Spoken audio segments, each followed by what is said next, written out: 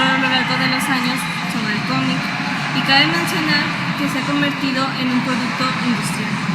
También, para mencionar la historia del cómic, sus antecedentes, debemos mencionar a los antiguos egipcios, que representaban muchos de sus mitos en dibujos y jeroglíficos que realizaban sobre hojas de papiro, y también hacían murales en forma de tira, que incluían imagen y texto.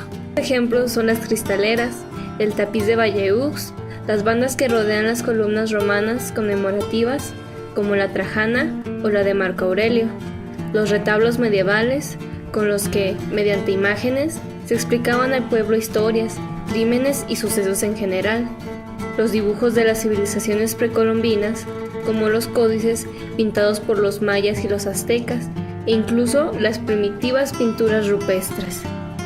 Sin embargo, la historia del cómic se relaciona más directamente con la imprenta y la caricatura. La historieta, que nace casi al mismo tiempo que el cine, pronto desarrolla su particular lenguaje icónico y las primitivas viñetas. Entonces evoluciona rápidamente los modos y alcances de los textos. Su particular forma, así como el tamaño y el dibujo de las letras, constituyen por sí solos todo un mundo de expresión independiente. A finales del siglo XIX, en Europa y Estados Unidos, los periódicos recurrieron a incentivos para así poder atraer el mayor número de lectores y así poder controlar el mercado. La modernización de los sistemas de impresión de Estados Unidos permitió que a partir del 1893 en los suplementos dominicales apareciera una página a color.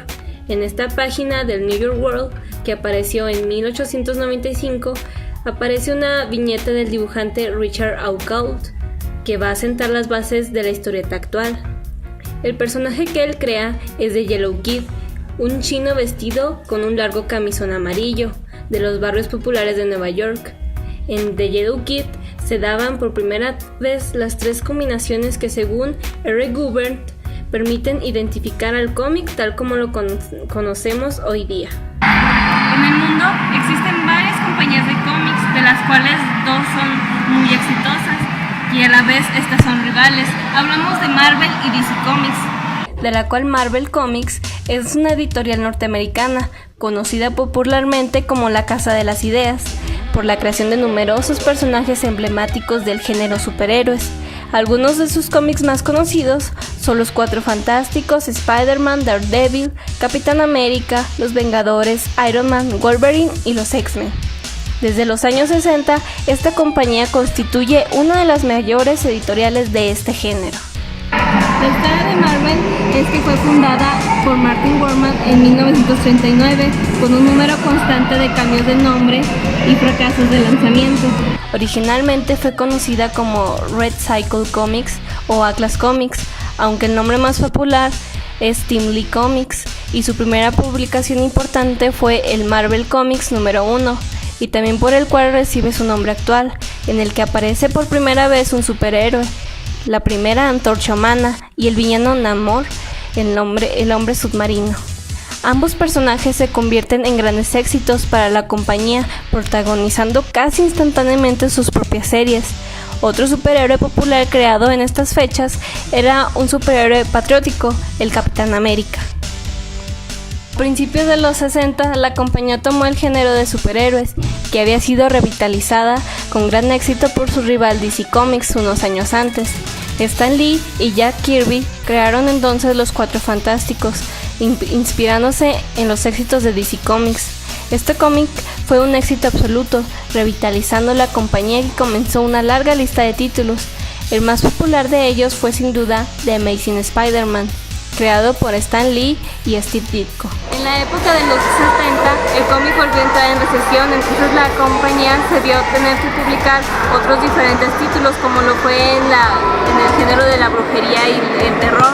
Así que Marvel intentó adquirir DC Comics, pero esta lo rechazó, pues quería conservar los derechos de sus personajes más emblemáticos, que era Batman y Superman.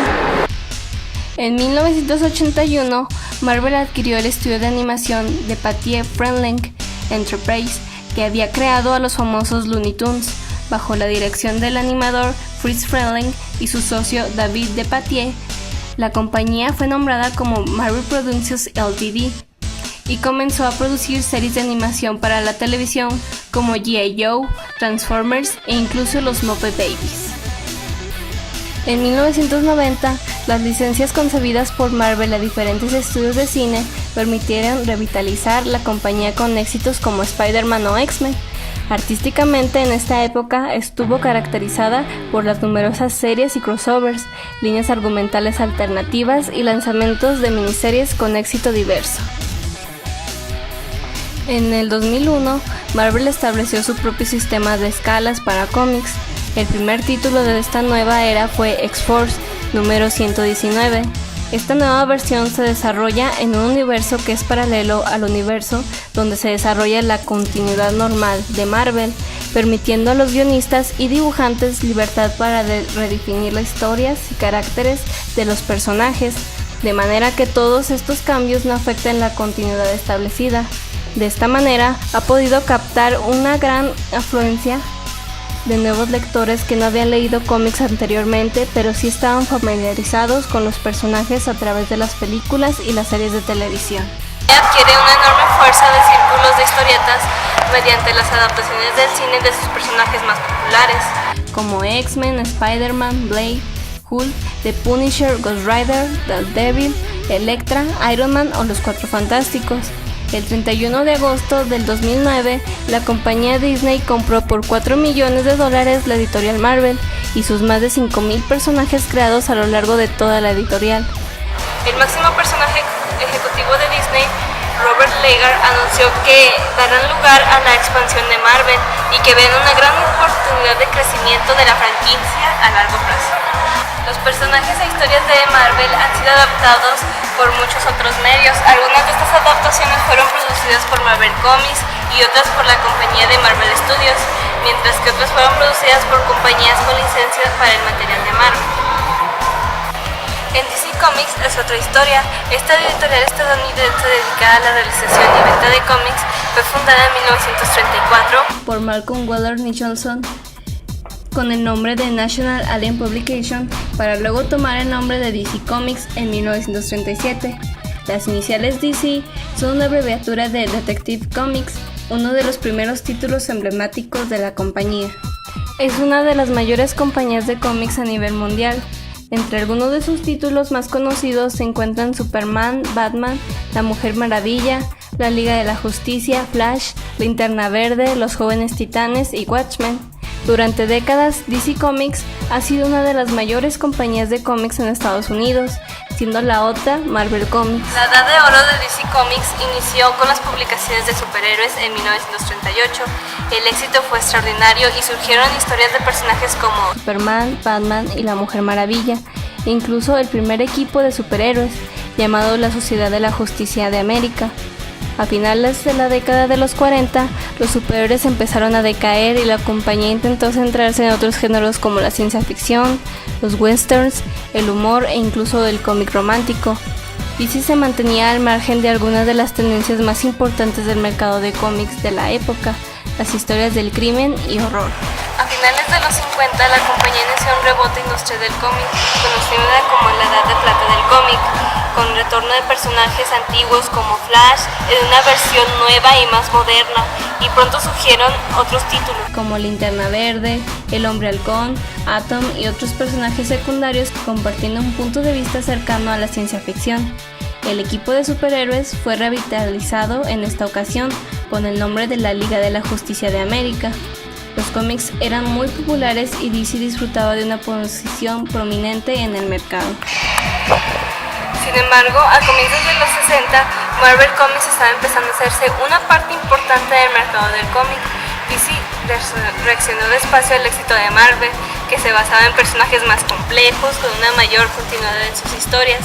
DC comenzó a ganar reputación y estilo que eran anticuados y muy simples, y gracias a los artistas que habían salido de Marvel, DC se fue aproximando cada vez en un enfoque más moderno y fue creciendo más. En este periodo hubo artistas que se convirtieron en aclamados autores, como Dennis O'Neil de DC Comics, quien trabajó en las series de Green Lantern y Batman. En 1976, DC fue comprada por el holding Warner Communication para competir con el éxito de Marvel. DC inició una campaña de producción de numerosos nuevos títulos, incluyendo nuevos superhéroes y cómics alejados de esta temática clásica.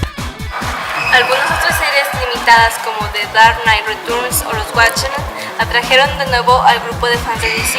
La originalidad de estas series fue muy importante y atrajo a muchos lectores, haciendo peligrar seriamente la superioridad editorial que Marvel se estaba ostentando en esa época.